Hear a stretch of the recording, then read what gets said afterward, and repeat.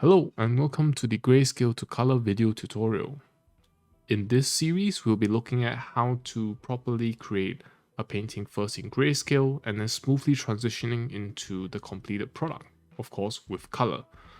This has been a much asked about part of my process and I wanted to share a bit more about it in detail.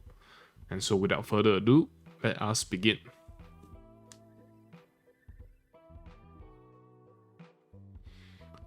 So, there are a couple of key learning points that I would like to highlight first. Of course, it looks a bit daunting right now, but we'll go through them a bit at a time. And I'll also be sure to spend most of the time essentially painting and doing a demonstration of how we are putting each of these points into practice.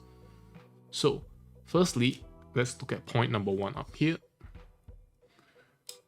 Preparing a grayscale base, and this will be the main gist of this particular video. There will be more videos, probably 1 or 2 more videos to cover the rest of this in greater detail. So for today's topic on preparing a sound grayscale base, which actually turns out to be a large part of the problem that I feel sometimes newer artists and even myself face when trying to transition to a color stage. Sometimes we just don't have a very good grayscale base setup, and that can make things difficult for ourselves later down the road. So let's take a look at step 1, right? I've broken it down into four main steps on how to essentially set yourself up to do a good job with the grayscale stage. And these are the 4 pointers that I'll be referring back to as well during the demo. So number 1 is prepare references. So it's really important, again, right, to prepare the references that you think you will need and to be actively looking out for more references as you draw and as you feel like you need more points of reference. And these will help very, very much in helping us essentially know how to split our value structures up and know how to do a lot of things, because these are going to be a lot of visual information contained within these references that we can call upon to help us. Secondly, local value is an interesting, or rather very important concept as well, because a lot of times we feel lost or we feel overwhelmed because we're not sure what to essentially apply to each, or rather what value we should apply to each different object, each different part of the scene. It's so complicated, right? And point number 2, understand local value, will be another key objective that I will be, pointing back to as, we proceed to the demo in a little bit. And number 3 is accounting for lighting. So once we have the local value set up, that is not quite enough, right? Because again, the way we see in real life and probably in drawings as well, right, is using light, and how light reflects off different things gives us a lot of different information. So understanding local value and then accounting for lighting is going to help us, create a great grayscale painting that we can use to further develop. And last but not least, in fact, last but almost the most importantly, right, we have to use a hierarchical structure when we approach dealing with values. We have to understand which are the big groups, which are the small groups. How do we preserve this particular relationship between each color and lighting group, and so on. So these are the 4 points that we will be looking at in great detail in today's video as we paint and prepare a sound grayscale base. Of course, as you can see below, there are a couple more items, right? Introducing the color itself, and which is of course, kind of sort of the main point of this video series, and the last part, which I think is often overlooked, right? There's a constant drawing and then observing and adjusting process that goes on, right? Very rarely do you do things, just one time and stick with your very first decision. So these two will be covering in the next video. So for today, let's head over to the demo where I'm going to try to show you guys how to prepare a sound grayscale base. Here are the 2 main files we will be taking a look at for this portion of the video. So of course on the right here we have a sketch that I have prepared in advance, along with a couple more items here in the Photoshop file, as well as a reference board that I've also put together, right? This reference board will give us a lot of information on parts of the drawing that we might be struggling with. For example, what kind of details to add, how to kind of deal with the lighting, how to deal with colors later on as well. So those will be the reference board we're looking back at, and this will be the sketch and image that we will be working on mainly. So to begin with, a simple thing I like to do is to always kind of essentially remove the ultra bright white palette. So I think a good place to take us down to be somewhere around here. Now, one interesting thing to note is that for this tutorial, I will not be able to paint everything live on screen for you here, unfortunately. I really feel like that's something I wanted to do, but I have tried to do so. This is actually the second take, and unfortunately it just took way too long, and it's just not quite the right, you know, place and context to do that kind of very long complete video. So in order to get to the flesh of the, you know, subject matter, right, to get to the really heart of it, I will demonstrate some techniques and some procedures that I like to use, and then after explaining them, we can fast forward a little bit to the result. So for example, to begin with, I like to essentially, as I just said, remove the super bright values that are there from the sketch stage, and then just start painting in some of the most how do I put it, some of the strongest and most extreme values on the range. So for example, right now this character is wearing like a black jacket, right? So we can kind of do that, and then like let's say she's wearing black sneakers, we can also fill those in as well. So again, if we refer back to our tutorial, right, we're preparing at this current stage the local values. Essentially, we are taking care of a lot of things. For example, if this leather jacket and hair and shoes are very dark compared to other objects in the scene, we can take care of that, alright, as part of local value. Now again, an important thing here isn't to you know, say, okay, I have to make sure the values are all accurate, like a leather jacket also has this value range from maybe like 11 to 26 or something like that. That's not important. The important thing is to make sure all the values are accurate in relation to each other. So for example, like the shoes are black canvas, but the soles are kind of like this white rubber, so that distinction has to be made, right? But if like we have this like rough concrete ground, we can kind of figure out, okay, how dark should this concrete ground be, right? It's definitely not darker than like the black canvas shoes. So again, right, in this case, we have to be a bit careful on what kind of values that we apply. Now, of course, right, there's also variation, because sometimes we can look at here and say, okay, is this like asphalt ground, which is super dark, or is this like this worn down concrete ground, right, on the left here, which is brighter. Same thing with this road here, right? In this example, the road is actually pretty bright. I'm guessing it's because the asphalt is already worn out, so it looks brighter, it looks more faded, right? So there are obviously options here, as you can see from this image here, which inspired the composition, right? The floor here is also kind of dark asphalt, and then there's like a brighter strip of concrete here. So there's a lot of flexibility, there's a lot of options, but the key idea here is to kind of capture the relationship between a lot of the values. So again, right, this process will go on. I'll fill in each item here as and when it's acceptable, or rather as and when it's when I feel like it's the next most important thing to do. So I try to start from the most obvious and the most important items, and then go down to the less important ones. So right now, one thing that might help is to use a curve layer right now to kind of tune down the very dark values so that I have a bit more range to work with, right? To kind of separate the values out a little bit.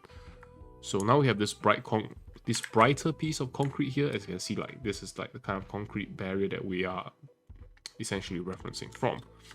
It's obviously a bit lighter than the asphalt ground, but it's not that bright. So we can give it sort of like this kind of value, right? So essentially assigning values to objects in a scene while making sure their relative brightness, right, is suited to each material. So here's the asphalt ground, like contrasting with like these little concrete cubes, right, which I think are really nice and cute. How they prop up the vending machine and like, I guess, kind of even out the ground. So yeah, so basically this step is very simple. We just sort of fill a lot of these elements in.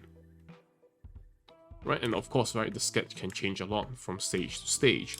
And so, let's say we continue to process the vending machine, and then it looks like this, right? And later on, we realize, okay, so a red vending machine should be a bit darker in terms of value, right? For example, the reds here are very dark, and if we're going for this type of lighting mood, we can consider, say, for example, essentially darkening the red to this value, right? So a lot of things can change as we proceed.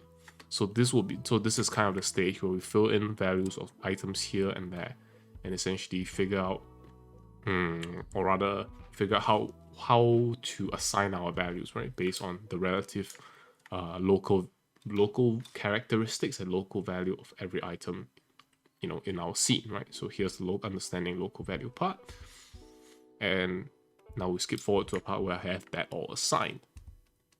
So you can see here I'm a bit rough with it, so excuse the messiness here, but here's a kind of like what it might look like after I'm done assigning local values.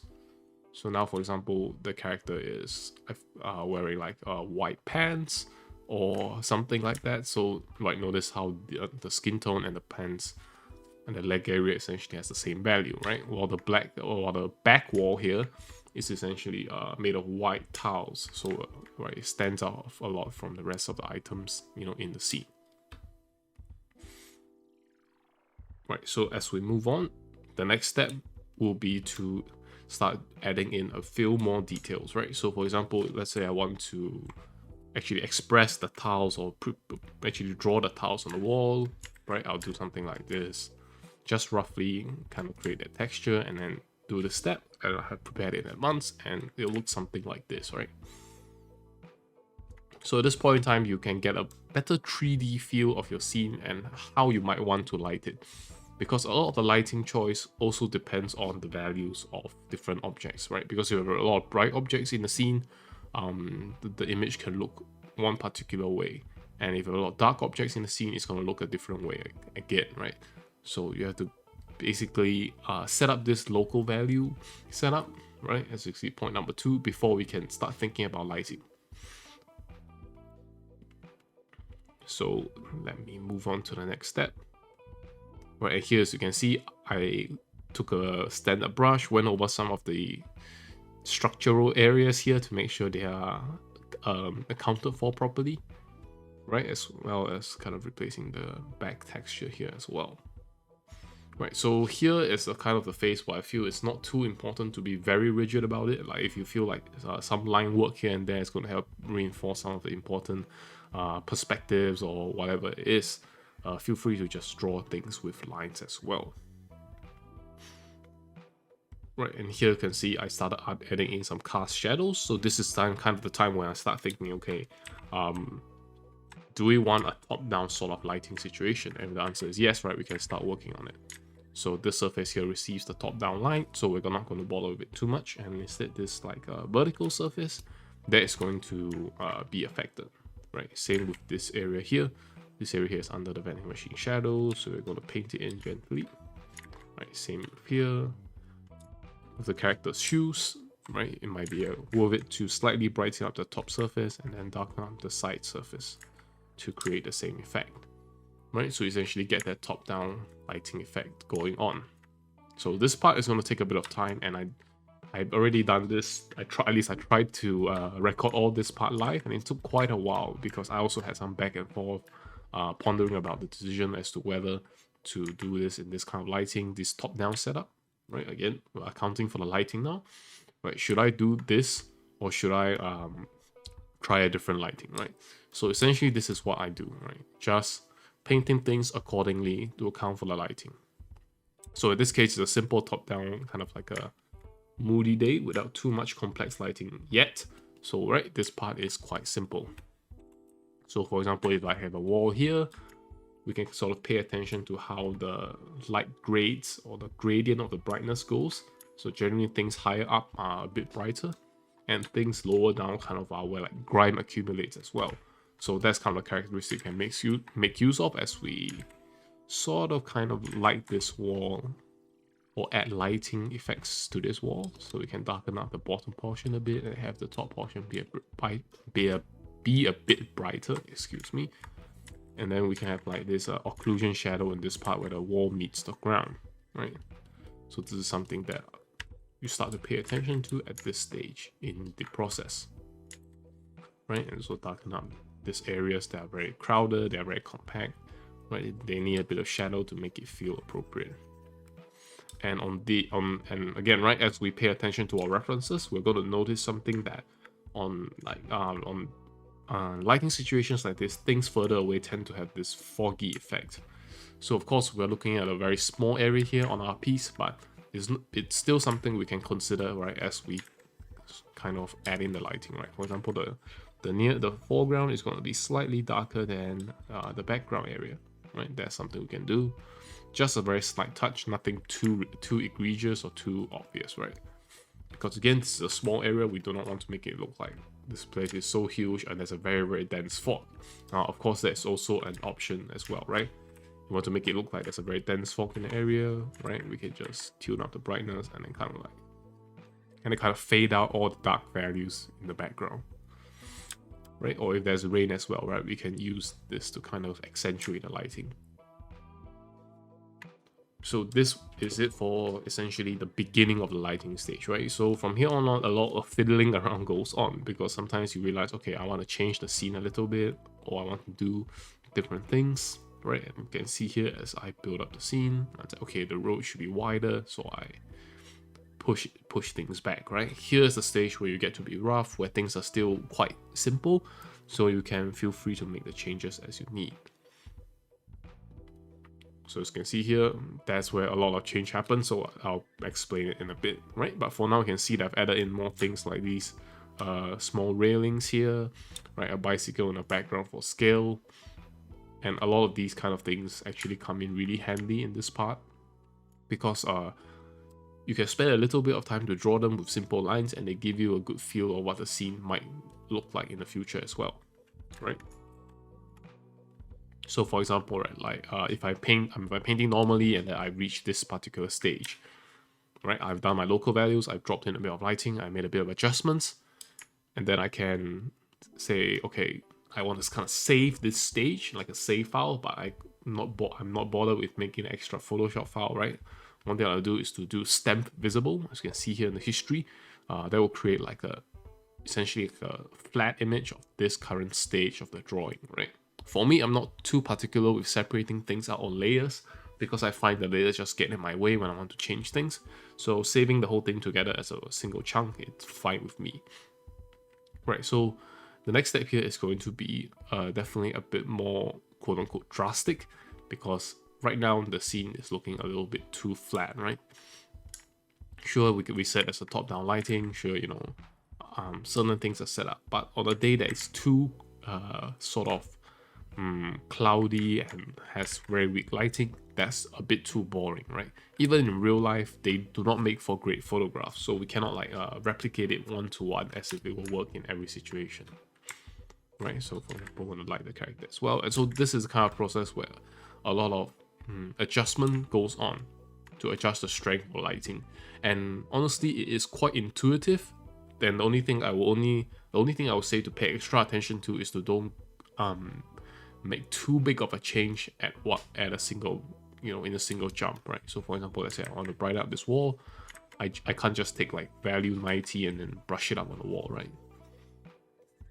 Right, it suddenly just looks out of place. I have no explanation for it, and it just disrupts the image completely. So for example, here's the next step that I'm about to jump to. Right, so what has happened here? So here is basically the time where I say, okay, let's try making the top-down light a bit stronger, and let's render out the character a bit more. So again, this is very rough, but what the purpose of this particular layer here, or this step here, is for me to essentially create an adjustment and test out if this direction works, right? So you can see we have, compared to before, we have created this stronger gradient. We've introduced something like a bus stop here, right? A little bit of shelter here to see how it might work out. again, right, this kind of stuff is really up to you personally. If you're the type of person who feels that you need to fully paint in the scene to get a good feel of what things look like, then you can spend a bit more time here. But either way, right, this is what I decided to do next. I want to strengthen the top-down lighting, and so this is what I did. Right, and here is actually, I just noticed I was using a soft light layer, and the good thing about a soft light layer is that it preserves your local values much better than if you just paint directly. Right, of course, right, if you know what you're doing, you can still handle that just fine. But the soft light layer is going to allow you to, say, for example, brighten things up consistently, right? The same value in the soft light layer applied to the ground is going to give a smaller brightening effect than it being applied to, say, like this strip of white paint here. And similarly, much less, right, to something very dark, like this dark fabric here. So use a soft light layer at this stage to adjust my lighting. And then I paint normally to sort of normalize things a bit, right? I like the direction, but I feel like it's gone a bit too bright. So I darken things down by just painting manually, right? Things are very messy, but the key is that I notice that I am progressing in the correct direction, or in the direction that I feel comfortable with. And at this stage, I realized, okay, so things are a bit too dark as a whole, right? Everything looks too dark. So let me consult my reference to see what I might be doing wrong. So if we take a look at the reference here, right? We notice that just as in our drawing, the values in general are very low because, well, the lighting is not strong. But something I also notice is that when the mood is very overcast and the lighting is very overcast and dark, you get a lot of local values expressing out. That means that the local values is going to be the dominant source of our value differences, right? So in a situation where lighting is strong, the lighting is going to determine what appears the brightest. But an overcast situation, right, with a limited amount of light coming down, what's going to determine every object's brightness is its local property. So like white paint is going to be brighter, and dark clothing is going to be really, really dark, right? So if we just color pick it directly here, you notice that it's actually about as dark as, say, this region of the wall, right? Which we intend to be like a bright white or a beige kind of color. Right, similarly, let's say a bright segment of the wall, say here, right? If we just color pick on it directly, it's going to look like this area high up on the wall here. So I've noticed that this was an issue, and it's important to expand like the value range that you're using so you don't miss out on anything, right? Like this white sign here is pretty bright, right? It kind of covers this sort of area, and things off in the distance are even brighter as well, right? So of course here, right, you notice that I actually gone a bit too much. As I've said before, be careful to go a bit too much, because right now the sign looks like it's almost luminescent, right? Because it's a bit too bright and it's not like far away enough for the fog to try to justify it. Right, so this is kind of the tuning stage. And how I perform the tuning stage is really just look at certain things. Say, for example, okay, there should be white paint on this part of the ground area as well, so I just add it in, right? And I feel like this part is too bright and too reflective, so I just throw in a couple of strokes to dampen it down. And all this time, what you can do is to kind of say, okay, I'm not sure how this place should look like. You can look at reference and say, okay, so the ground remains bright because it receives a light from top down, and and so on and so forth, right? So guide yourself with a reference. And as you can see here, I add in more details. Great, for example, with this area here, I say, okay, so maybe this portion of the drawing here is facing like an alleyway, right? So it's not going to receive as much light on the overcast day because there's going to be walls nearby, all kinds of occlusion going on. So I decide that this surface here is going to be, right, this area here is going to be darker than, say, this area here. Right, so that's kind of an executive decision that you make to sort of improve your composition, right? To give the composition a sense of closure, because if this area on the left here is also very bright, things get a bit confusing, things get a bit overly detailed and too many areas of the drawing. So firstly, it's going to make it way more tiring to do, but secondly, it also makes it a bit tiring to look at as well. So as this procedure goes on, you can see I feel like the environment again as a whole is a bit too dark. This isn't what I wanted. So something like a curves layer here, and then use the mask to flexibly adjust the brightness of the area here is going to be a good idea. Right, and then we can do that. And let's say for example, here I felt like the wall as a whole is a bit too bright and will create more of a grimy feel. Right, that's what I added right here. Add a bit of grime as appropriate, because again, if you're not sure why something doesn't look quite right or something looks quite good, right, you have your references. And my references, it tells me that areas lower on the wall kind of accumulates a lot of grime as the rain washes down. So that's kind of what's happening here as well. We can replicate that effect. And then here I made a small adjustment, right? My character's upper body felt a bit drawn, a little bit too big. So we decreased its size. And then we also adjusted this particular part of the wall, right? I realized that the tiles here are way too big, especially thanks to my reference here. Like, tiles aren't really this ridiculously big for any reason, and it might give a wrong reading of scale and size, right? So in this step, I adjusted the size of the tiles, I adjusted the size of the character to essentially, yeah, just make corrections with the help of reference as we move along. And then say, for example, I decided I can add a little bit of props here, like those plastic boxes with like holes on the side where people use to transport beer or bottled drinks, all that kind of stuff, right? Good props for like a back alley situation or like a small street situation here. And then we can have like signboards up here for like advertising on this side of this small driveway, which I imagine cars will drive through. And then we can have like this little overhang area here. So these are all small little things that you can add as the drawing goes along, right? Like for example, I like this arrow here. So maybe I could use it as a graffiti, like this graffiti design on the wall, or I can make like a official looking sign from it, right? So at this point in the drawing, I can look at it as a whole and say, okay, so as an image itself, the concept is sound.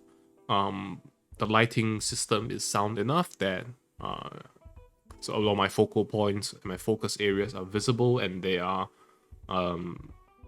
they have the potential to look appealing, right, once I'm done painting them.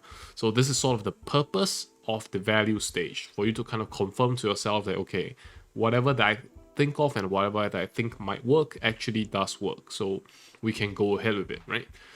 And again, right, this process is not complicated, but it is meticulous, especially when you're new to some of these things. You will definitely want to refer to reference a lot more often and a lot more meticulously, and be a lot more careful with it, right? So again, to recap quickly, we started off with basically a simple sketch. We prepared our references, very important, and then we apply our local values, right? We apply our local values to all the objects so that we have like a simple setup here. For example, we can see the dark hair, the dark clothing, the dark shoes, right? The cat, some black paint on this little road barrier thing here, right? And some black pipes versus the white wall, the white circuit boxes, the white sign, and the white paint on the road here. So these are the local values, and then after that, we decided to go and add some lighting in, right? So as you can see here, so this is still a local value stage, just with, give me a moment. So this is still here, the local value stage, and I think about here is where we start adding in lighting, right? We will add in the top-down shadows. We make sure there's a bit of, we account for some of the lighting variation that goes on naturally in this sort of lighting situation. And as we add in, kind of like more and more layers, right? As you can see here, I started rendering out the character here a bit. And to be honest with you, at this point in time, before I added this step, I still struggle with the image. I'm like, okay, so something looks a bit odd with this image, right? And then I realized, okay, I rendered out, or rather did a bit of lighting on everything else, but I actually haven't done any lighting at all on the character. So that's why it turns out at this stage I got stuck for a bit, right? Because I didn't realize that I haven't painted the character yet. So right immediately after we do a bit of tilting and a bit of adjustment, okay, so as a whole, right, the scene suddenly looks a bit more complete because guess what, right? I've actually added in the lighting to like the main focus of the image here. So sometimes you just forget very small things like that. So again, right, something that I almost forgot myself, but use a hierarchical structure, start dealing with the things that are most important. And the most important things are, for example, making sure that your focal area is clear enough, right? It doesn't have to be a full silhouette. It could be a slight silhouette in this case, where a character in a dark hoodie is sort of silhouetted against this wall here. It's not like a super bright light or neon light or any kind of thing like that, but it's still an effect that kind of brings out this area of the drawing as something of importance. Right, so with this kind of presentation, we are able to say, okay, so the most important things are sort of in place. We can work on something less important, right? Like deciding kind of the hierarchy between whether the light should come from the front or the back. You know, we figure things out one step at a time. And all this while, right, we are using and consulting references to help ourselves make sure that we stay on track, and especially when you encounter something you're not sure of, or you're trying to capturing a mood or a lighting situation that you are not too familiar with, always refer back to your reference board to make sure you have the resources that you need to do what you want to do. Right, and so this will be sort of the end of this segment of this tutorial. We've gone through how to set up a good basic value base onto which you can add color later, right? So again, it can be encapsulated in these 4 points. Prepare your references beforehand, right? Understand the local value, which we added first to make sure we have a good base on which to start adding lighting, right? How to pick the lighting is completely up to you. It's really up to your preference, right? So for me, I preferred, or I wanted to draw a kind of a moody scene, a moody raining day scene, sort of, for this image, and so that is why I added, right? These are the references that I picked, and then I used them to help me answer any small queries I have, or help me account for certain things that I forgot as I painted, right? So after we accounted for lighting, and last but not least, really, we have to also make sure we deal with things in compartments, right? We have to separate things out from the important to the not important, and so on and so forth. Now, of course, right, that also sort of includes breaking things down a bit. So for example, let's say in terms of hierarchy, I want the top-down lighting to be the strongest. So again, right, you notice that we need to have this lighting system be the strongest. So the most obvious shadows and the strongest shadows and the strongest cause of lighting, right, is this particular one, the top-down effect we have chosen. So we make sure we have our cast shadows, make sure we have our occlusion shadows all done in this direction. So that's kind of like part of the hierarchy as well, right? We're making sure the number one thing is number one. And then we can still have reflections here as well, right? For example, I feel like it's a wet, rainy day, so the floor's a bit reflective. We can have a reflection of this object here, but we also have to make sure that it's not brighter than, say, this area here, because again, remember our number one dominant light source comes from top down, and as a result, the cast shadows from that light source, it's a good idea to have them be darker than, say, just a reflection, right? Which is receiving a top-down light still, right? The light still hits this area here, but not this back area here, right? So that will be the essential end of this segment on how to prepare a good value base. I apologize that I wasn't able to paint the whole thing and narrate it in real time, because I felt that we would have taken, or rather I actually tried and didn't, and it did take way too long. So there are places for that kind of videos, but I think not right now. So I hope this mode of presentation is a good mix where I can show you, you know, essentially demonstrate sort of live as to how certain things I would do them and approach them, but also sort of skip forward a little bit to show things a bit more expeditiously, right? So yes, and that will be the end of today's segment on preparing a sound grayscale base. In the next video, we'll be looking at introducing color systematically to this piece, and then also talk about how to observe and then adjust and how to repeat that process as you head towards a completed painting. And so yeah, I hope you found this video helpful, and I look forward to seeing you in the next part of this tutorial.